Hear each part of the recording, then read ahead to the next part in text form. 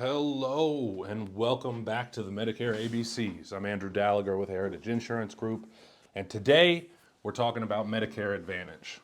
All right, so we all know that Part A and Part B are the big piece of Medicare that covers your hospital and your medical costs. We all know that the medical side is 80-20 split with no max out of pocket, meaning that if you have $100,000 worth of bills that year, hopefully you never do, but if you do, you're on the hook for 20. And most folks, when they're retired, don't love that. And that's where Medicare Advantage comes in to save the day for a lot of individuals. So an Advantage plan works a lot like an employer policy, where you've got a network, maybe it's an HMO, maybe it's a PPO, you go see a doctor, you have a set copay, there is a deductible potentially, max out of pocket, and some extra benefits that may or may not be available. When getting an Advantage plan, if that's the route that sounds right for you, there are a few things that you should be aware of. First of all, plenty of plans out there don't have any deductibles.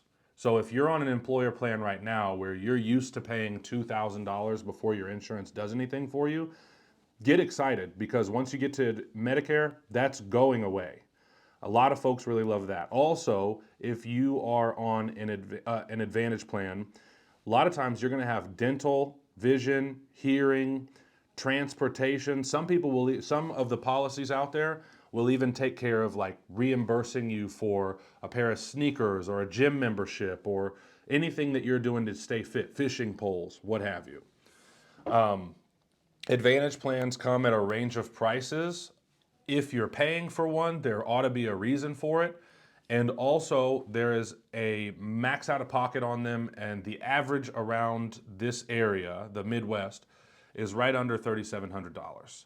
So I'm not sure what your employer plan looks like right now, but a $0 deductible plan with a max out of pocket that is lower than the majority of employer plans' family deductible can be a really great thing while you're transitioning into your retirement.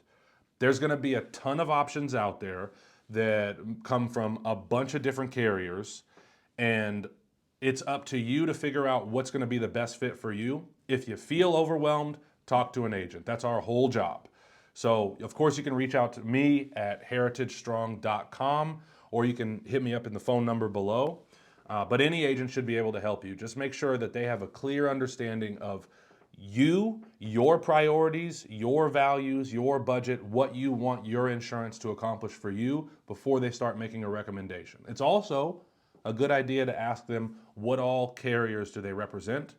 But once you know that this is a person that you know, you trust, and you think has your best interest at heart, they should be able to help guide you into a plan that's going to take really good care of you as you transition into retirement.